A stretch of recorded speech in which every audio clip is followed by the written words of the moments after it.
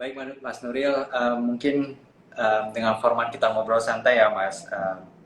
Saya Baik, ingin bertanya Mas. nih, Mas, untuk Sudah siapkan pertanyaan kopinya, Mas? pertama ya. Ya, silakan Mas. Ya, mulai minum. Kenapa sih, Mas, penting untuk memiliki mindset yang benar? Oke. Jadi, eh, Bismillahirrahmanirrahim. Kita sebagai seorang Muslim, biasanya kita harus mempunyai inner value dulu ya, sebelum akhirnya kita bisa menyelaraskan itu sebagai sebuah output gitu. Jadi, untuk mendapatkan output yang baik, maka ya inputnya juga harus baik gitu. Dan sebenarnya banyak buku di luar sana gitu. Salah satu buku yang saya suka adalah dari Simon Sinek ya, Start with Why gitu. Atau ada buku lain yang lagi booming juga akhir-akhir ini yang biasa disebut sebagai Atomic Habit gitu. Tapi pada dasarnya ya baik nilai dari Islam, dari bukunya Simon Sinek maupun dari James Clear, mereka membuat sebuah golden circle ya gitu. Jadi mereka harus mulainya dari tengah, identitas kita apa atau why kita apa gitu. Kalau dalam Islam ya niat kita apa sih gitu. Kemudian kita harus mengkomunikasikan tuh, misalnya value yang kita percaya itu apa menjadi bagaimana kita melakukannya gitu. Sehingga dengan begitu, what apa yang harus dilakukan itu menjadi clear kayak gitu. Nah, buku Atomic Habit ini menjadi sangat fenomena ya ketika pandemi, ketika orang-orang itu ingin meriset kebiasaan mereka gitu. Yang selama ini mereka melakukan pekerjaannya secara kurang terarah gitu ya, bahkan tidak tahu value-nya apa gitu. Dan ini sempat terjadi pada diri saya juga sih. Kebetulan saya pernah melalang buana dalam karir saya gitu, pernah jadi seorang engineer, pernah jadi business consultant, pernah jadi marketing gitu. Karena pada waktu itu saya tidak clear dengan identitas diri saya itu seperti apa gitu. Nah, dengan mengetahui mindset yang baik seperti ini gitu, kita harus apa sih memahami lebih detail gitu. Why kita apa, diri kita itu seperti apa dan kita mau dilihat seperti apa gitu. Sehingga kalau apa namanya dalam Islam itu kan iman dimulai dari hati, kemudian keluar ucapannya selaras gitu dan perbuatannya pun juga mencerminkan kedua hal tersebut gitu. Mungkin definisi mindset yang baik menurut saya adalah ketiga itu harus konsisten begitu. Kalau menurut Mas Akram bagaimana nih? Ya, Mas, kalau saya sih dari yang paling penting itu memang niat ya, Mas. Ya, kita sering mendengar inamal amal binniyat. Perbuatan itu semuanya tergantung daripada niatnya ya, Mas. Um, Bahkan kalau kita melihat mengenai dari perspektif pahala dan dosa nih, Mas. Ketika kita berniat untuk melakukan sesuatu yang baik, itu walaupun kita tidak bisa melakukannya kemudian, tapi niat itu sudah dihitung sebagai sebuah pahala. Hmm. Dan kita tidak bisa mengontrol ya, Mas. Ketika misalnya saya ingin membangun sebuah bisnis, apakah bisnis saya ini bakalan sukses? Kita nggak bisa mengontrol. Apakah pekerjaan saya ini bakalan dilihat oleh semua orang, bakalan berhasil di mata oleh semua orang?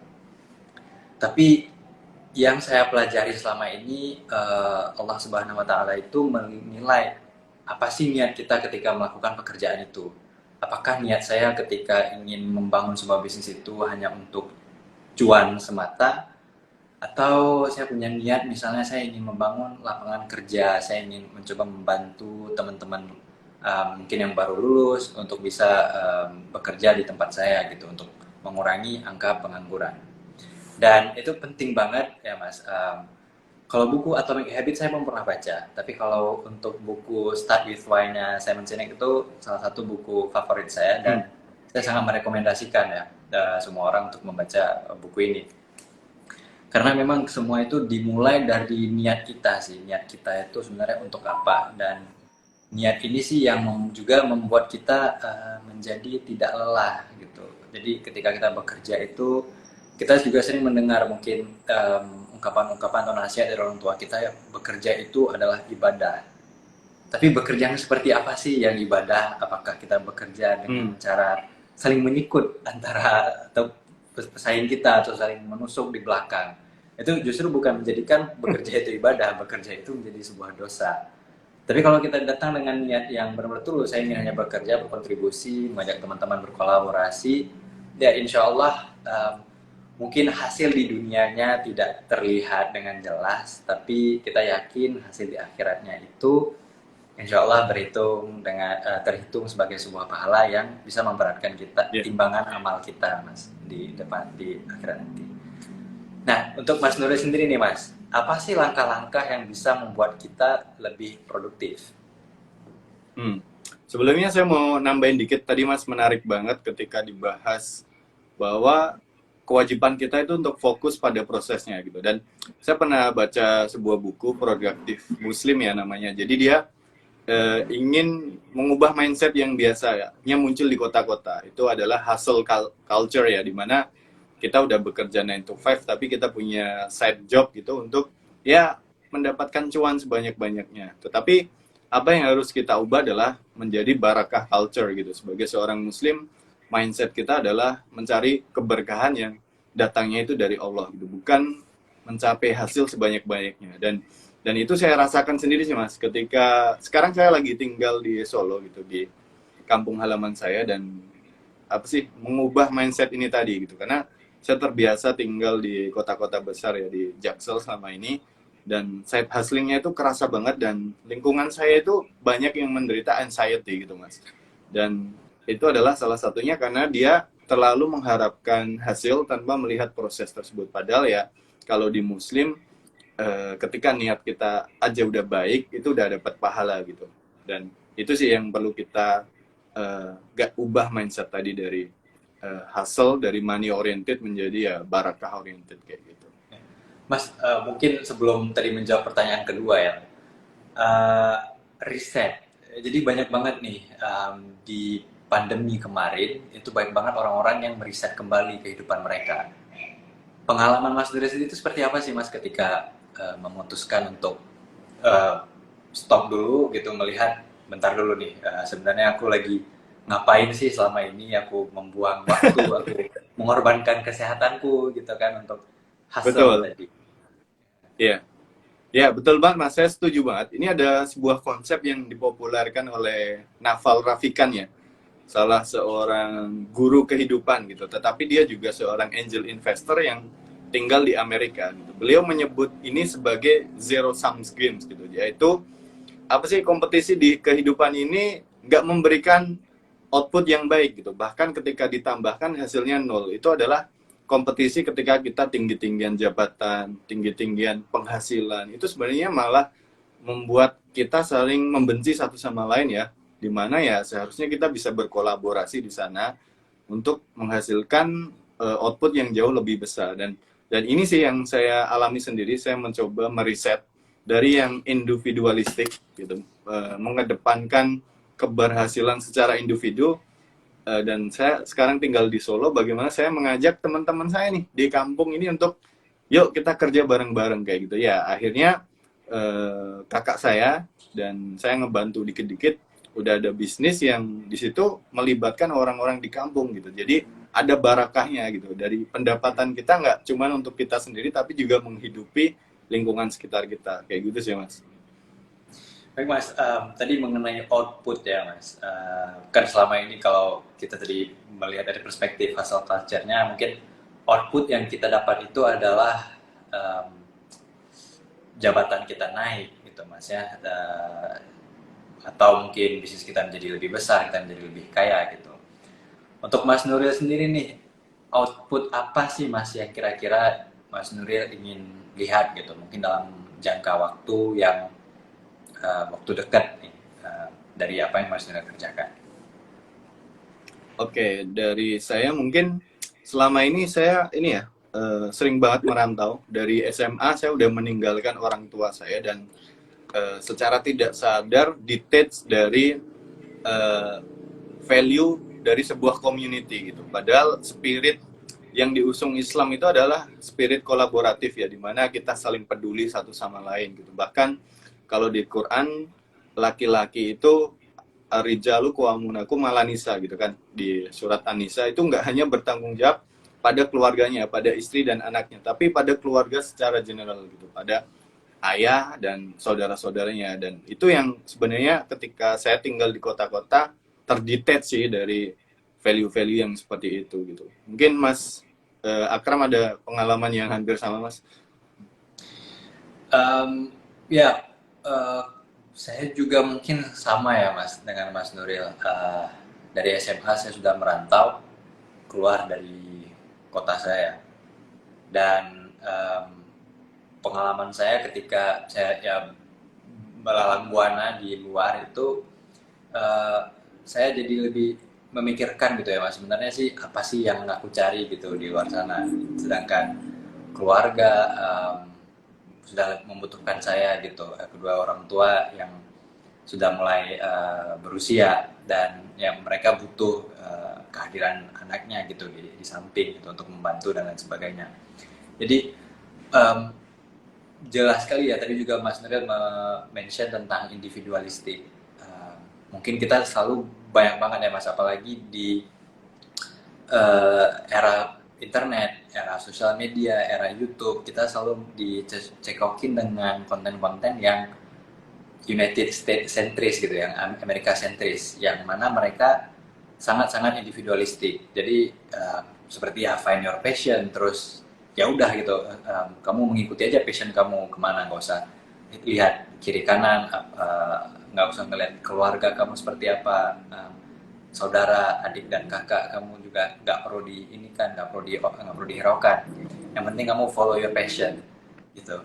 Uh, dan itu penting banget ya menurut saya Mas, makanya kita bicara tentang mindset tadi di awal. Seperti apa sih sebenarnya mindset kita yang harus kita bentuk, karena mindset secara tidak langsung menjadi benteng kita ketika kita dihadapi dengan berbagai macam informasi. Kita bukan lagi berbicara tentang kekurangan informasi, kita berbicara sekarang tentang kelebihan informasi dan bagaimana sih kita bisa memilah informasi-informasi tersebut. Dan saya yakin nih untuk Mas Nuril sendiri, pastinya dari perjalanan Mas Nuril merantau gitu dari SMA, kemudian kuliah, kemudian mungkin keluar negeri kuliahnya. Bagaimana sih Mas perjalanan Mas Nuril dalam membentuk mindset Mas Nuril itu sendiri? Oke, tentunya namanya manusia kita harus aware sih bahwa pemikiran kita, kedewasaan kita itu evolve ya. Jadi bertumbuh, atau yang belakangan lebih populer dengan istilah yang dipopulerkan oleh Carol Dweck sebagai growth mindset gitu. Jadi mungkin ya ketika saya kecil gitu, karena waktu itu saya sering juara kelas, saya sempat merasa entitled Mas. Jadi kayak sepertinya saya punya genetik yang lebih unggul dibandingkan yang lain. Pernah muncul kesombongan-kesombongan seperti itu. Tetapi ketika kuliah di luar negeri, ditemukan dengan orang-orang Pakistan, orang-orang Eropa, orang-orang Turki, ternyata mereka juga jeniusnya luar biasa gitu. Dan kalau saya merasa fix mindset gitu bahwa oh ternyata mereka lebih cerdas secara genetik dari saya, maka saya akan merasa rendah diri ya, akan kehilangan semangat untuk terus berjuang. Dan hal-hal yang seperti inilah mempengaruhi saya untuk bekerja lebih keras sih gitu, sehingga saya pun mendapatkan hasil yang sesuai saya idamkan gitu. Bahkan waktu itu saya sempat, ketika S1 itu ada salah satu syaratnya adalah TOEFL ya gitu. TOEFL saya sempat kurang bagus gitu. Kemudian saya sempat ngambil lagi gitu, karena saya percaya bahwa bisa dikembangkan gitu, dan tembus hampir di angka 100 ya, dari 120, dan itu lumayan tinggi banget gitu. Dan eh, hal-hal seperti ini mempengaruhi cara berpikir saya gitu, yang eh, entitled, kemudian sempat insecure ya melihat orang yang jauh lebih unggul, sampai akhirnya ya kita memandang bahwa kehidupan itu sebuah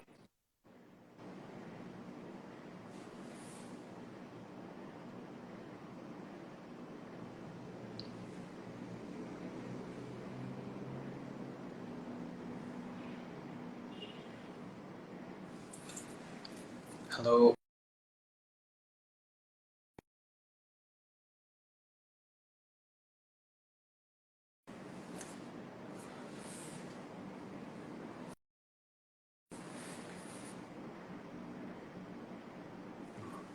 Baik guys, Mas Nuril disconnect dari IG live-nya. semoga beliau segera bisa join bersama kita pada malam hari ini. Tadi banyak banget sebenarnya pembahasan-pembahasan yang menarik ya, tentu saja akan kita save di di akun kita pada malam ini supaya teman-teman bisa ngeliatnya lagi ya.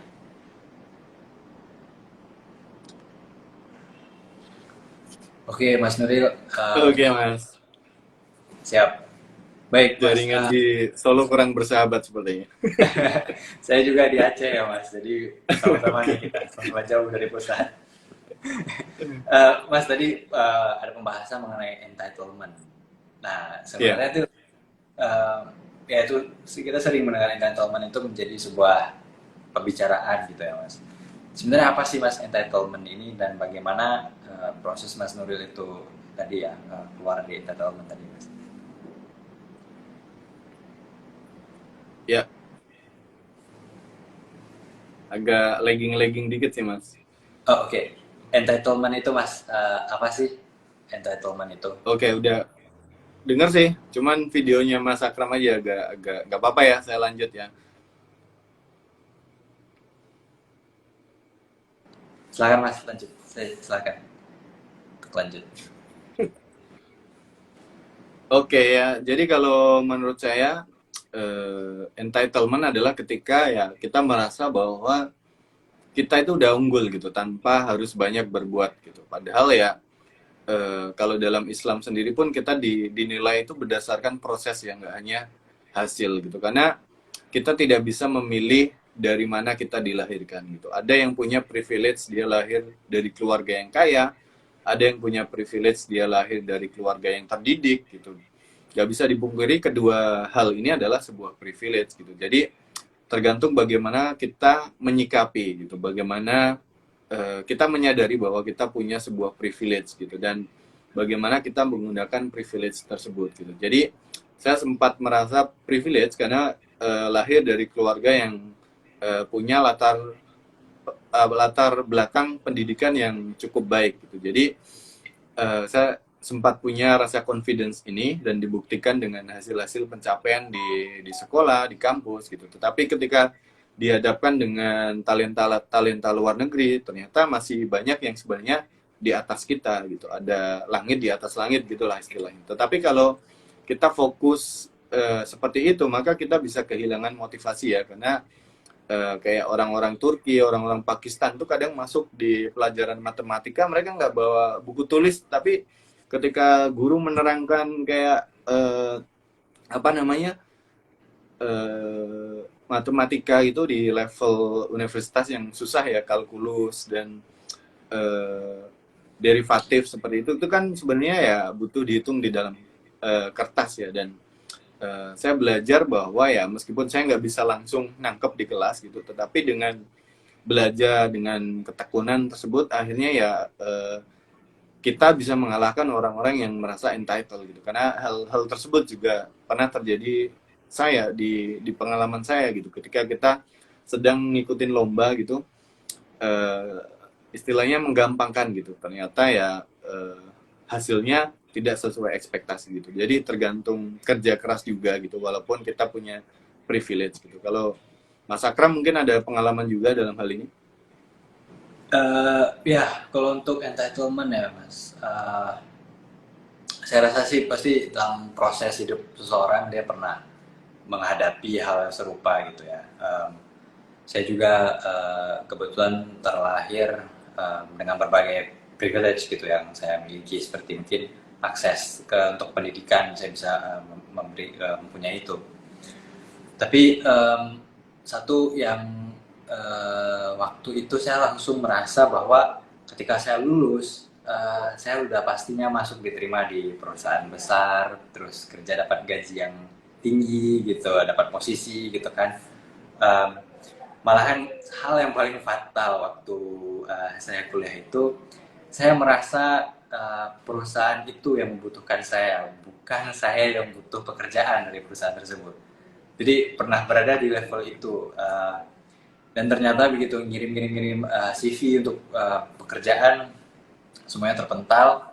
Dan di situ sih mulai belajar kembali sih sebenarnya apa sih sebenarnya, mencoba melihat kembali posisi aku tuh sebenarnya berada di mana.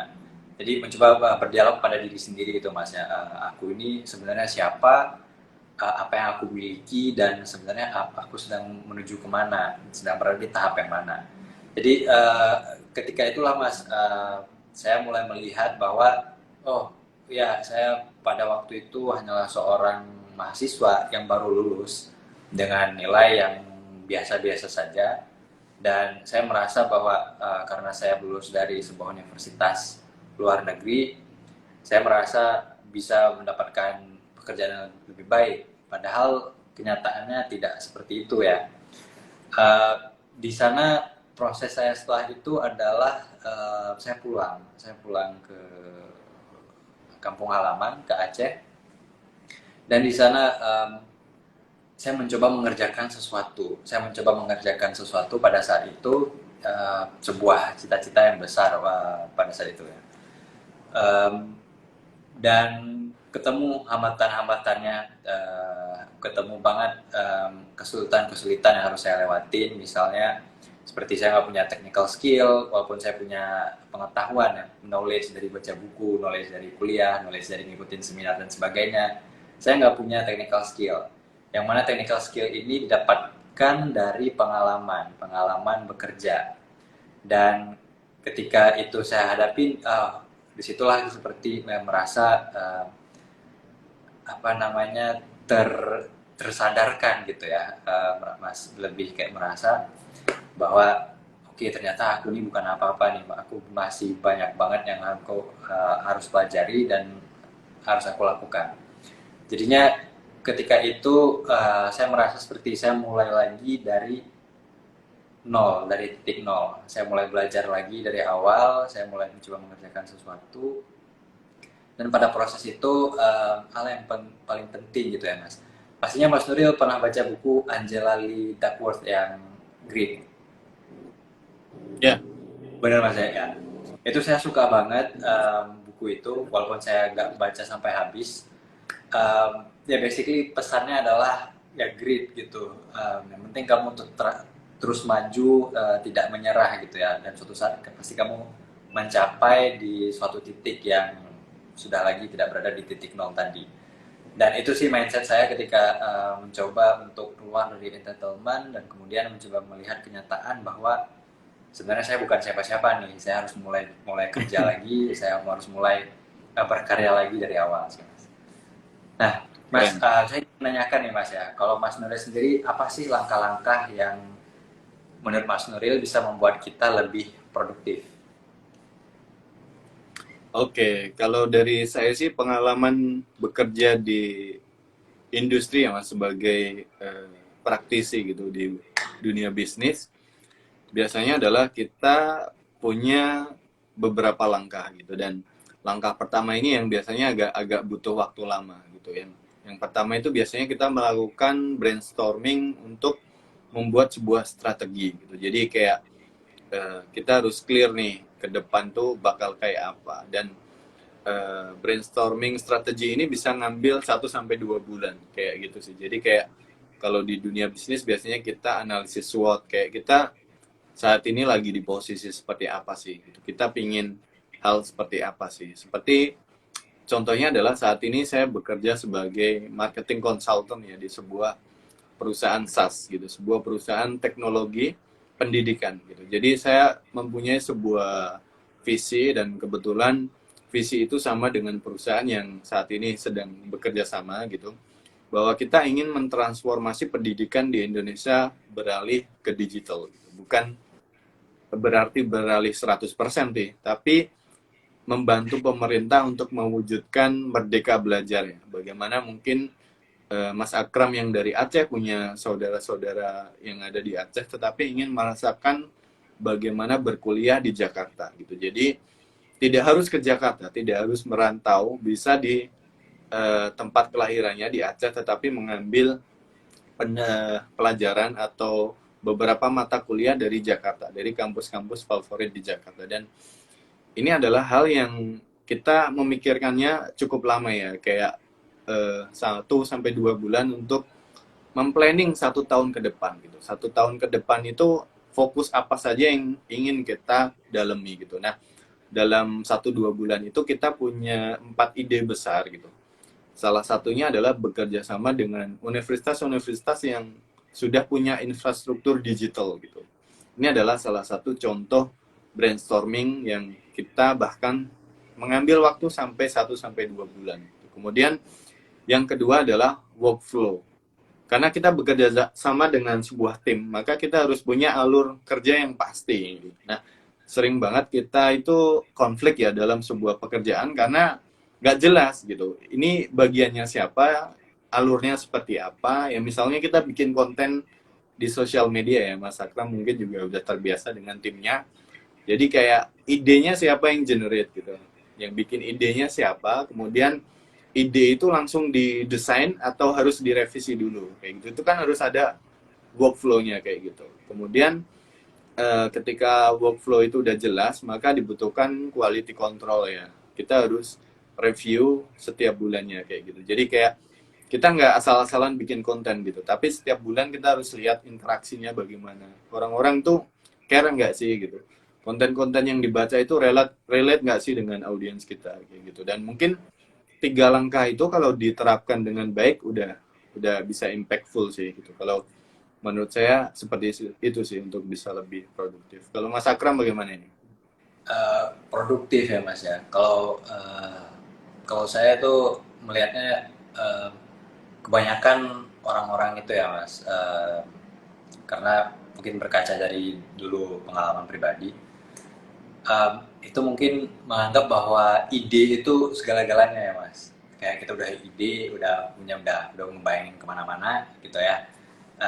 Mereka merasa bahwa dalam waktu 2 minggu mungkin ide tadi udah bisa terwujudkan, yang kemudian mereka mentok, nggak bisa jalan lagi, jadinya males, jadi mager. Karena mereka nggak langsung melihat hasil di muka ketika mereka mencoba sesuatu. Uh, Waktu itu pengalaman saya adalah, kita mencoba ya Mas, walaupun kita punya visi, kita punya target yang jauh ke depan sana, tapi kita mencoba breakdown kecil-kecil, apa sih langkah-langkah, step-step yang harus kita tempuh. Dan di situ nih, menurut saya ketika langkah kecil tadi sudah bisa kita lewati, sudah bisa kita capai, ada kepuasan tersendiri yang kemudian ya kita melanjutkan langkah pertama, melanjutkan langkah kedua, langkah ketiga. Jadi dengan membuat kecil-kecil gitu langkahnya, kita bisa lebih mengerjakan itu dan merasa ada hasilnya, dan itu menurut saya meningkatkan produktivitas ya Mas, ketimbang kita langsung ingin mengerjakan sesuatu untuk mencapai tujuan yang besar banget, yang dimana pas kita mencoba melakukan itu belum tentu bisa langsung terrealisasikan nih hasilnya. Dan juga sih penting banget ya sebenarnya juga, uh, kita yang ini berkaca dari pengalaman pribadi, kita sebenarnya harus lebih merasa syukur ya Mas, kita bisa diberikan sebuah ide, bahkan diberikan sebuah ide aja itu menurut saya udah sesuatu yang harus disyukuri. Artinya nggak semua orang nih diberikan oleh Allah Subhanahu Wa Taala sebuah ide untuk mengerjakan sesuatu. Karena ya berdasarkan apa yang saya pelajari, kita percaya bahwa semua ini datang dari Allah, dan termasuk ide yang ada di dalam diri kita sendiri itu merupakan sebuah anugerah gitu, sebuah nikmat darinya. Jadinya harus disyukurin dulu. Step pertama bagi saya itu adalah bersyukur dulu. Saya masih diberikan kemampuan untuk berpikir seperti ini, masih diberikan kemampuan untuk melakukan langkah-langkah seperti ini. Barulah kemudian mensyukuri bahwa saya masih diberikan anggota tubuh yang lengkap, saya diberikan pendidikan, sehingga saya bisa mengerjakan sesuatu, saya mempunyai fasilitas, mempunyai gadget, mempunyai laptop, mempunyai kemampuan untuk menganalisa, paham bagaimana cara menggunakan software dan lain sebagainya. Barulah di situ kemudian muncul dorongan untuk, rasanya kalau saya tidak menggunakan nikmat-nikmat ini, bagaimana sih kemudian saya mempertanggungjawabkannya di akhirat kelak.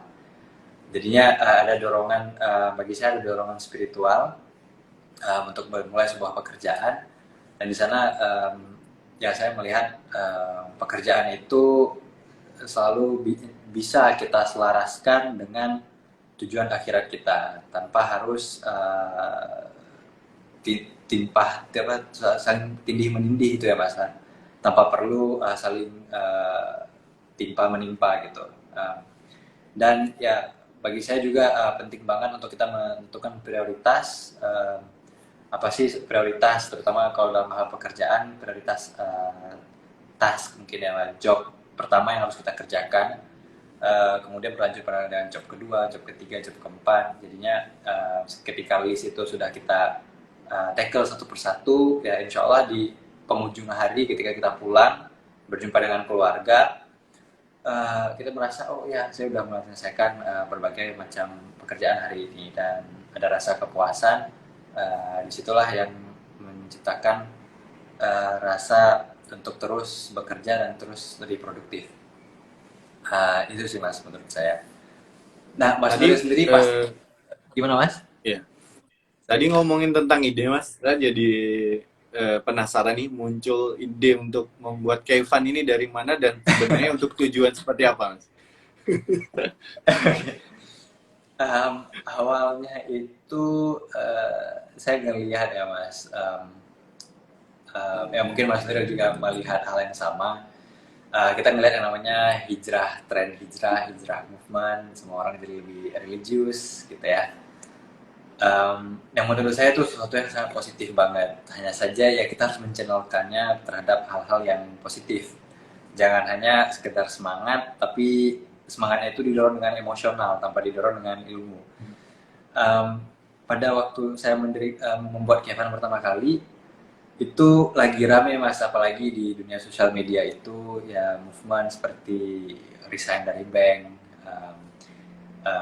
hal-hal yang justru menurut saya waktu itu ya oke nih, masyarakat mulai sadar akan bahayanya riba, akan dosa riba. Yang seharusnya terjadi adalah menurut saya industri keuangan syariah lebih maju dong, karena masyarakat mulai berpindah dari perbankan konvensional, keuangan konvensional, pindah ke keuangan syariah. Tapi yang terjadi justru malah masyarakat juga menjelekkan keuangan syariah tadi, mengatakan bank syariah itu hanya labelnya doang, mengatakan bank syariah itu lebih parah dari bank konvensional dan sebagainya gitu. Jadi ya saya merasa kok nggak ada nih yang ngasih pemahaman yang benar gitu, dari mana asalnya bank syariah itu, dari mana asalnya keuangan syariah itu sebenarnya dari mana, tujuannya untuk apa, siapa yang membuat keuangan syariah itu. Tuh, ada merasa kegatalan di situ ya, kemudian saya mulai untuk membangun konten, coba mengedukasi, dan ya alhamdulillah bisa sampai hari ini dan bisa dipertemukan dengan orang-orang seperti Mas Nuril ini. Mas Nuril sendiri tuh gimana Mas kalau untuk sharing mengenai akun Nuril Bashkan tadi? Kenapa Oke. memulai untuk sharing tentang mindset gitu? Oke, jadi memang kebetulan saya mengambil spesialisasi ketika kuliah di bisnis ya, tahun 2016. Saya ambil spesialisasi di dunia digital marketing gitu, dan salah satu yang saya dalami adalah tentang konten gitu. Dan kebetulan selama saya kuliah gitu, hampir 5 sampai 6 tahun tuh saya punya beberapa partner yang kita biasa baca buku, kemudian kita ambil tuh intisarinya gitu, kemudian kita tulis dalam sebuah Excel sheet, kemudian kayak idenya apa sih yang gue setujuin apa, dan yang lo setujuin apa, yang kita nggak setuju apa, kayak gitu. Akhirnya terbentuk tuh konten banking gitu, kayak gitu. Dan kemarin ketika pandemi, karena lagi banyak di rumah ya, biasanya saya pergi dari Pancoran ke daerah SCBD itu bisa sekitar 1 jam gitu, dan pulang pergi mungkin sekitar 1,5 jam sampai 2 jam. Akhirnya ada waktu ekstra itu kan, 2 jam itu. Akhirnya saya kepikiran ya 2 jam saya manfaatin untuk mengolah tadi bank konten tadi, kemudian untuk mentesting sebenarnya apakah pemahaman saya tentang digital itu works gitu, kayak gitu. Jadi kayak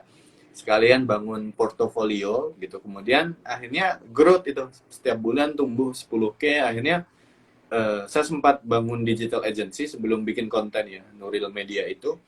Akhirnya dari situ datang klien gitu. Saya sempat pergi ke Puspen TNI ya, berkenalan dengan TNI gitu. Kemudian ada brand-brand Eco Wise gitu, brand tentang bela diri gitu. Kemudian mereka minta dibuatkan konten. Kemudian ada berbagai orang lain yang minta dibuatkan iklan, dibuatkan konten, ya akhirnya berjalan sih sampai saat ini gitu. Jadi Mas, prosesnya bukan langsung dalam semalam, dalam sebulan jadi akun Nuril Bashkan itu ya Mas. Bahkan dari bank kontennya sendiri sudah ada sejak zaman kuliah dulu ya Mas. Betul Mas. Jadi memang Jadi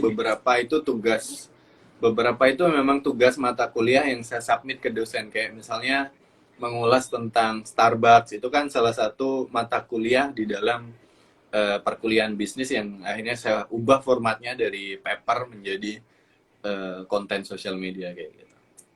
tuh berarti udah jauh banget ini Mas ya untuk bisa sampai Iya Mas. titik itu, tarik garisnya jauh banget ya Mas. Dan ini mungkin ya Mas, banyak juga misalnya orang-orang itu yang hanya melihat permukaannya aja nih Mas, melihat Mas Nurilnya, Mas Nuril yang udah saat ini, tanpa mengetahui eh, perjalanan panjang tadi ya Mas. Dan kemudian ya dengan mungkin saya enaknya mengatakan bahwa dia mah gampang, dia udah seperti ini, atau dia mengatakan wah dia beruntung dan lain sebagainya gitu Mas. Itu bagaimana sih menurut Mas Nuril? Itu kan juga sebuah mindset ya Mas, sebuah mindset orang-orang gitu kan. Kenapa sih mindset seperti itu bisa ada, dan bagaimana sih sebenarnya kita kalau misalnya ada orang nih yang punya mindset seperti itu, bagaimana sih cara dia bisa mengubah mindsetnya itu Mas?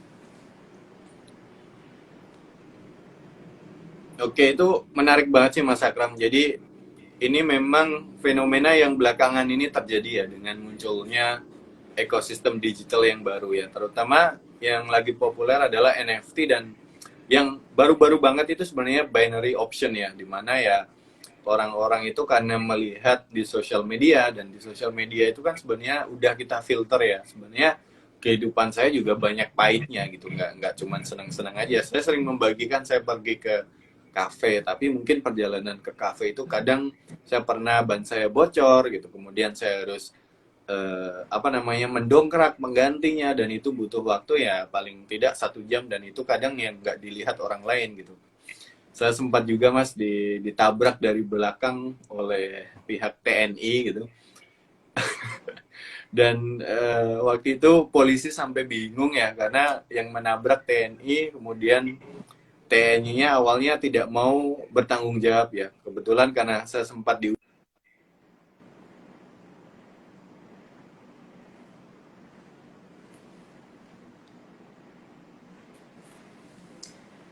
Mas Nurilnya lagi like atau saya yang like?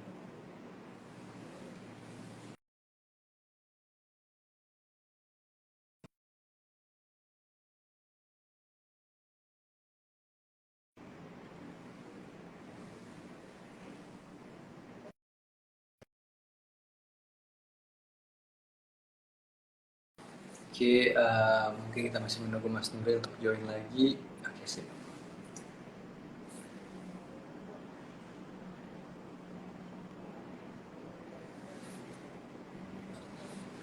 Baik Mas, tadi lanjut tentang cerita TNI ya tadi. Oke, halo Mas. Halo Mas. Sepertinya suara Mas Nuril udah cukup terdengar dengan jelas. Ya, oke. Kita lanjutin cerita TNI tadi Mas. TNI Ya, yang baik Mas. Jadi memang karena munculnya sosial media ini menimbulkan sebuah gambaran gitu ya, dimana sebenarnya proses orang lain itu seperti iceberg ya, dimana ya di bawahnya itu sebenarnya ada bongkahan es yang cukup besar gitu, tapi yang dilihat orang lain tuh bongkahan yang di atas permukaan laut gitu.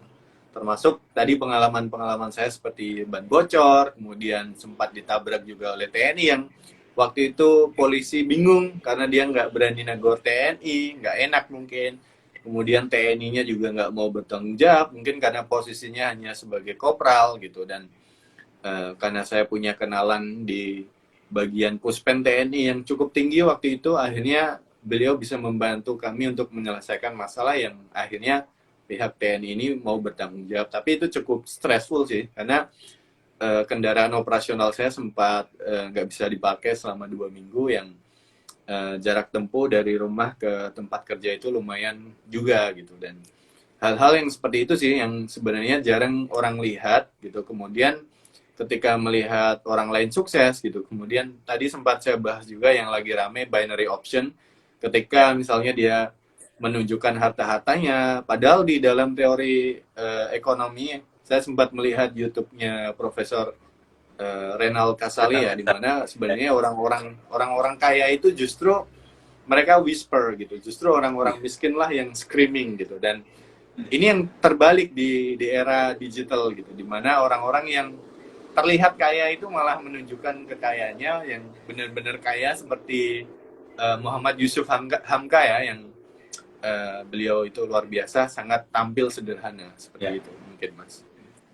Ya Mas, tadi karena Mas Nuril juga mention tentang binary option ya Mas, karena banyak banget pertanyaan kalau kita masuk apa sih hukumnya binary option.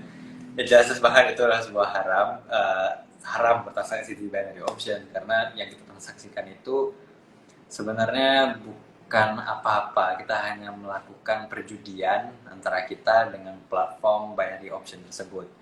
Jadi banyak juga nih Mas sebenarnya kalau di kita nih Mas ya, di sisi keuangan syariah ini banyak banget itu orang-orang yang pingin nanya gitu, ini hukumnya apa, ini hukumnya apa. Sebenarnya itu kita hanya dengan cukup mempelajari mengenai kaidah-kaidahnya gitu kan, kita langsung kelihatan oh ini sebenarnya adalah sebuah judi gitu, karena kita nggak pernah benar-benar membeli sesuatu dalam hal binary option tadi gitu. Dan saya rasa itu buat teman-teman Kevin dan juga mungkin dari teman-temannya Mas Nuril, itu udah cukup clear ya, binary option itu adalah sebuah perjudian gitu. Dan baru kemarin juga Mas ya, kita dihebohkan dengan sebuah konten YouTube yang mengatakan kalau sebenarnya ada afiliator yang banyak yang menjual produk serupa produk tersebut, yang sebenarnya mereka mendapatkan keuntungan yang luar biasa banyak dari loss orang lain gitu kan. Dan itu saya sempat ini ya Mas, saya sempat berpikir sejenak gitu kan, kok apa memang udah serusak ini kah gitu ya mindset orang-orang gitu. Kok dia merasa senang gitu ngeliat orang lain loss dia untung, orang lain loss dia untung gitu. Itu bagaimana sih Mas ya, menurut Mas Nuril gitu. Saya yakin juga ketika kita bicara mindset, kita juga harus bicara tentang etika. Pandangan Mas Nuril tentang etika ini seperti apa Mas?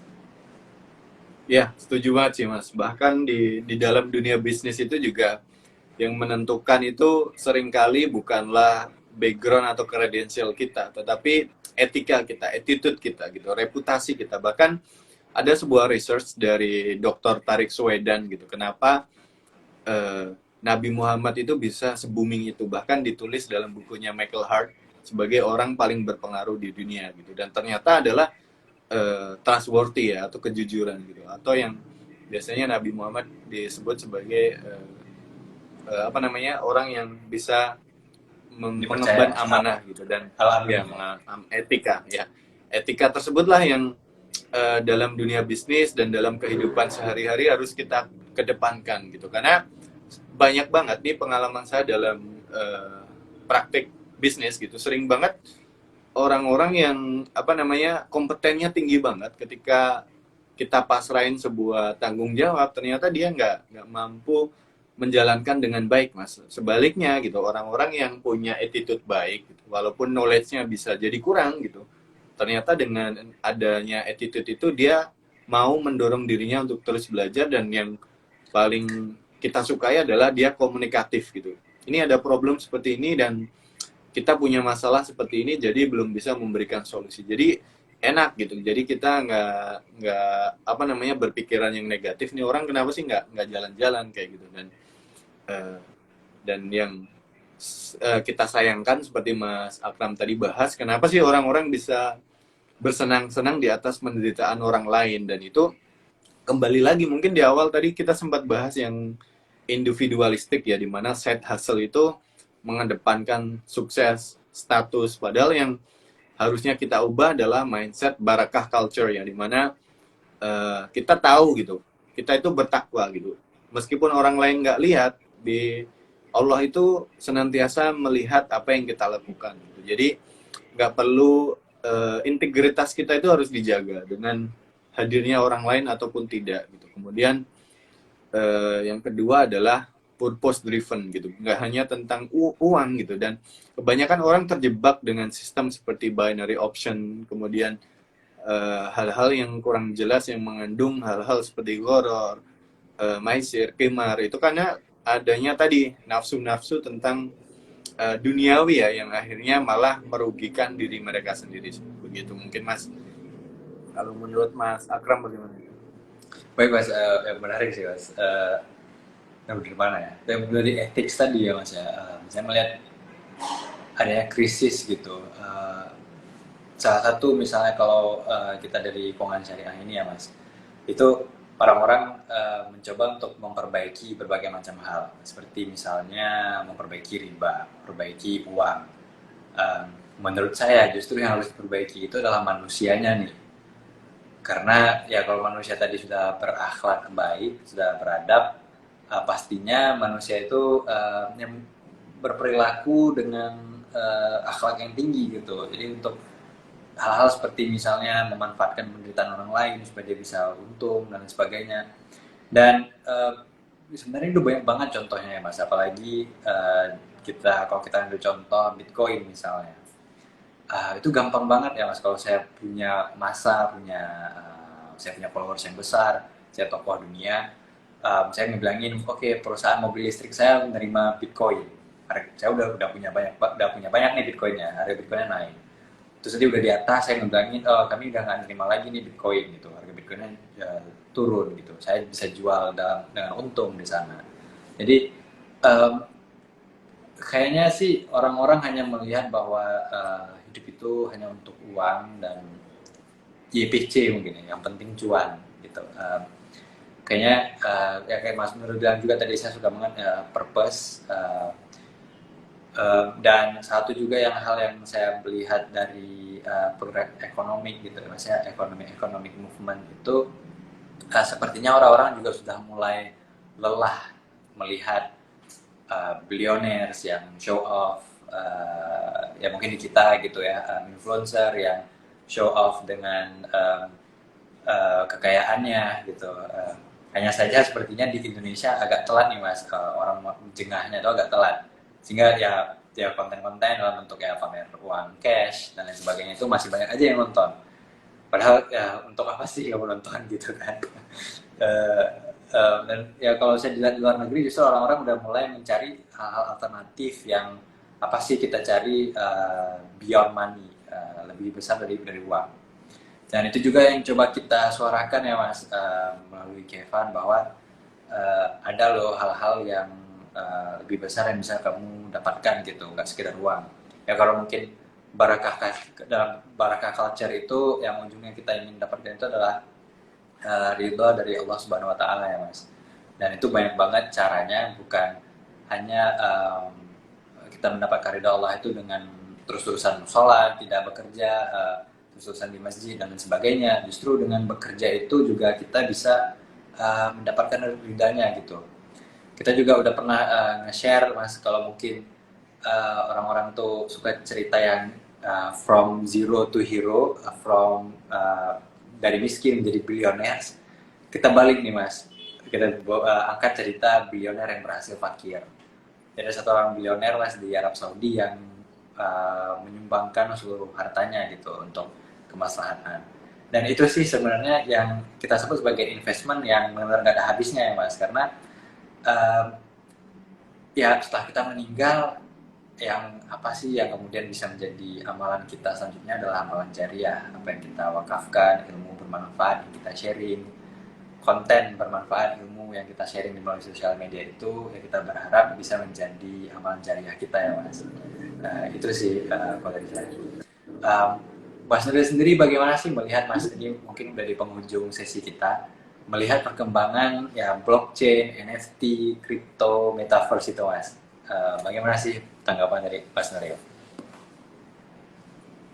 Oke, jadi memang zaman akan terus berganti gitu. Kalau kita lihat sejarahnya, dulu ditemukan pewarna gitu yang akhirnya mengubah industri makanan gitu. Kemudian ditemukannya juga mesin uap yang akhirnya mengubah yang sangat apa namanya toko oriented menjadi pabrik oriented ya. Kemudian ditemukannya alat-alat digital yang membuat startup begitu banyak tumbuh ya, seperti di Indonesia sudah begitu banyak startup di dunia e-commerce gitu. Dan mungkin saya sempat juga menyimak kemarin live dari Mas Akram ya, menarik banget sih menurut saya.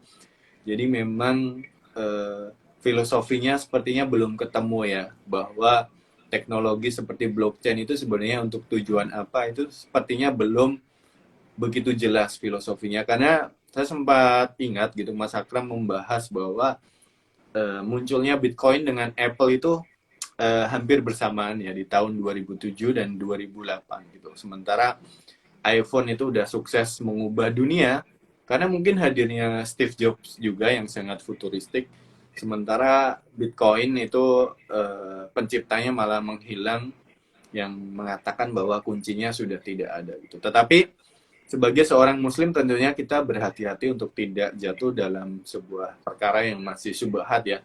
Walaupun pemerintah melegalkan ya, ada bursa kripto yang legal ya, ada beberapa aplikasi yang memang legal, dan DSN MUI pun kemarin memunculkan fatwa bahwa pembatasannya itu sebatas pembatasan sebagai alat tukar, karena memang pemerintah belum melegalkan itu sebagai alat tukar gitu. Tetapi di negara-negara lain mungkin sudah legal ya, seperti Jerman gitu. Tetapi kebanyakan ulama-ulama yang saya jadikan patokan ya, seperti Dr. Yasir Qadhi, itu memang membolehkan untuk sebagai sarana trading, misalnya on spot gitu, seperti kita beli sekian, kita jual sekian ya, seperti trading pada umumnya gitu. Nah, kalau saya sendiri sebagai seorang marketing, maka saya melihat ekosistem metaverse itu sebagai ekosistem untuk menghadirkan experience gitu Mas, mungkin. Karena saya sendiri juga mencobain Mas, di rumah saya punya gelas juga gitu. Jadi kalau misalnya saya lagi bosen, saya masukin di sini, saya virtual apa namanya traveling gitu. Dan sebagai seorang marketer gitu, saya sempat tinggal di Eropa juga dan melihat bahwa di apa namanya di jalan-jalan seperti kalau di Istanbul tuh ada Taksim Square itu ya Mas. Jadi di situ ada layar kaca di mana orang itu bisa misalnya mau memakai sepatu, baju, langsung muncul dirinya di layar gitu. Dan mungkin hadirnya metaverse akan menumbuhkan apa namanya growth dalam segi ekonomi gitu, di mana orang-orang yang tidak bisa dijangkau secara offline bisa dijangkau secara online. Dan ini mungkin visi yang juga saya bawa dengan partner saya tadi di dunia pendidikan juga, yang untuk menjangkau orang-orang yang ingin merasakan kualitas yang bagus gitu. Mungkin kalau ekosistem metaverse saya melihatnya seperti itu sih Mas. Kalau Mas Ya. Akram sendiri bagaimana Mas? Ya kalau saya sih ya perkembangan teknologi itu sebuah keniscayaan ya Mas, kita nggak bisa menghalanginya gitu. Tapi yang saya justru takut gitu adalah kita terlalu bablas dalam hal ini.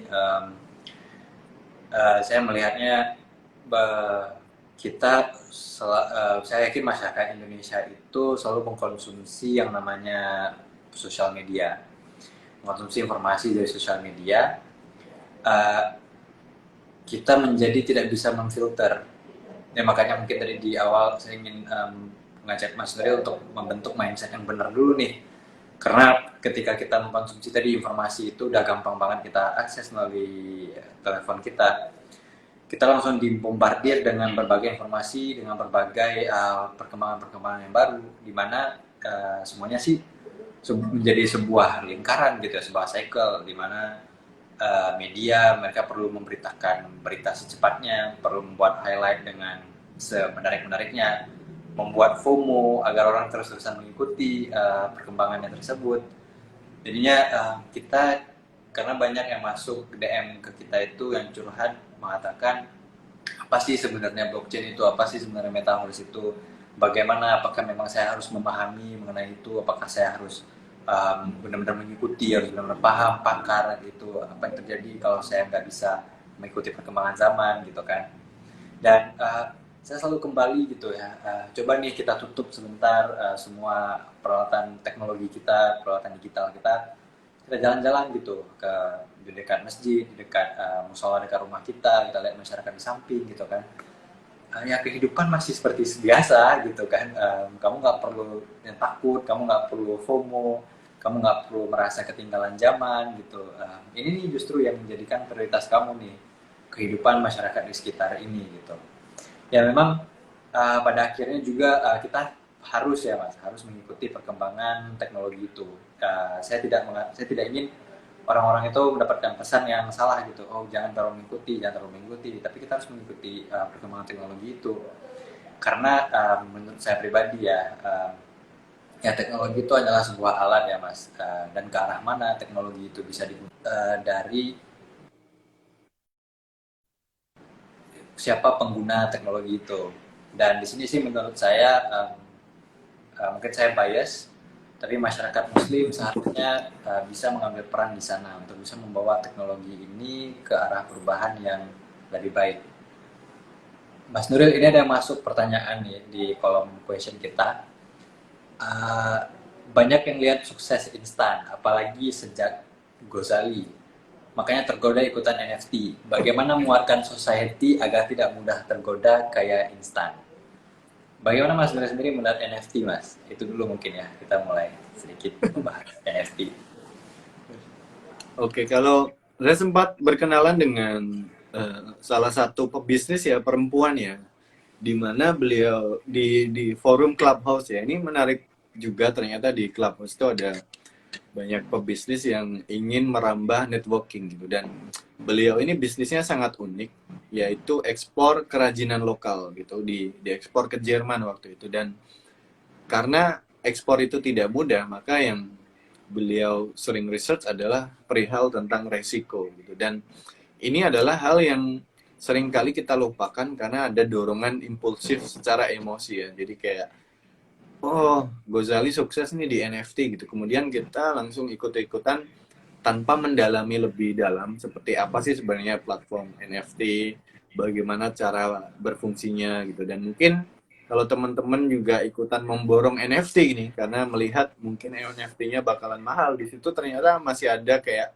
gas fee yang lumayan mahal ya, apalagi kalau jaringannya itu Ethereum, itu misalnya beli benda 500.000, gas fee-nya aja bisa 1 juta. Dan itu mungkin yang orang-orang nggak sadari, dan karena dorongan impulsif dan uang digital itu kadang nggak terasa ya, kita spending 2 juta aja kayak bayar tukang parkir ya 2.000 kayak gitu. Dan mungkin kembali lagi sih ke situ, jadi kayak kita harus tahu profil resiko kita seperti apa gitu, kemudian niat kita di situ itu apa gitu. Kalau untuk mencari sesuatu yang instan, rasanya memang namanya bekerja itu memang melelahkan gitu. Makanya tadi Mas Akram juga sempat bahas bahwa lelah kita harus lillah gitu. Dan kemudian kembali lagi, ketika uang kita udah pas-pasan gitu, apakah kita menggunakannya dengan baik atau malah kita gambling ya, kimar di sana, yang akhirnya malah kita menderita secara emosi dan secara finansial juga gitu. Kecuali teman-teman punya dana dingin yang mengendap gitu. Saya sendiri juga menginvestasikan gitu uang dari pendapatan saya sekian persen untuk ke berbagai channel portfolio gitu. Ada saham lokal, ada saham di US, kemudian emas, kemudian ada properti, saya punya properti juga. Kemudian ya karena ini platform yang baru, saya coba investasi dengan melihat tadi sebagai muslim, karena patokan ulama-ulama saya seperti Dr. Yasir Qodis sudah mengatakan bahwa it's okay, green light gitu. Kemudian MUI juga sebenarnya membolehkan ya, selama itu bukan jadi alat transaksi begitu. Dan begitu sih. Jadi kalau kita udah punya pondasi-pondasi berpikir tadi, maka ya sudah siap gitu. Kita harus siap dengan konsekuensi yang kita ambil gitu sih Mas. Ya, Mas. Untuk NFT sendiri ya Mas ya, bagaimana sih Mas melihat fenomena ini? Maksud saya eh, banyak yang nggak paham gitu ya Mas, kenapa gambar itu bisa berharga sampai miliaran, bisa sampai ratusan juta gitu kan. Iya. Eh, itu kenapa sih Mas, menurut Mas Nuril? Kok bisa seperti Oke. itu? Jadi memang pertama kita harus paham dulu sih bahwa NFT itu adalah sebuah platform yang dibangun di atas jaringan Ethereum ya sebenarnya. Dan sebenarnya purpose atau visi misi yang mereka bawa sebenarnya bagus, bahwa mereka mau menjembatani para content creator ya, visual artist gitu. Kebetulan di Jakarta saya pernah diundang oleh manajernya Naufal Apsar gitu, salah satu seniman di Indonesia yang Ya, lukisannya itu bisa dihargai ribuan dolar gitu. Dan tentunya untuk beliau platform NFT ini adalah channel untuk memperdagangkan karya beliau yang mungkin secara online terjadi keterbatasan ya, terutama ketika hadirnya pandemik seperti ini. Maka saya melihat beliau sangat gercep tuh masuk ke dunia NFT dan dibeli oleh orang-orang gitu, karena memang karya beliau bagus dan mungkin ada penikmat di luar sana gitu. Kemudian apa yang mungkin terjadi di Indonesia adalah bisa jadi tadi ada segelintir orang ya Mas, sebenarnya afiliator yang kemudian membeli Gozali gitu, yang notabene adalah seorang mahasiswa yang bahkan nggak expect bahwa karyanya dia yang sesimpel foto selfie, dibanding dia sendiri juga kaget kan, nggak menyangka, dan mungkin ya tadi bisa jadi digoreng ya Mas. Kemudian ya, platform NFT ini naik dan orang-orang secara impulsif FOMO gitu, yang akhirnya mereka rugi secara bandar sih kalau melakukan transaksi. Saya kemarin sudah mencoba mentesting Mas, kemudian lumayan gas fee-nya membakar ya. itu sekadar testing sih, karena kalau menurut saya untuk bisa sukses di NFT juga diperlukan seperti kita membuat konten ya, harus benar-benar jago mempromosikan dan membangun audiens yang akhirnya bisa ya ada penikmatnya seperti itu.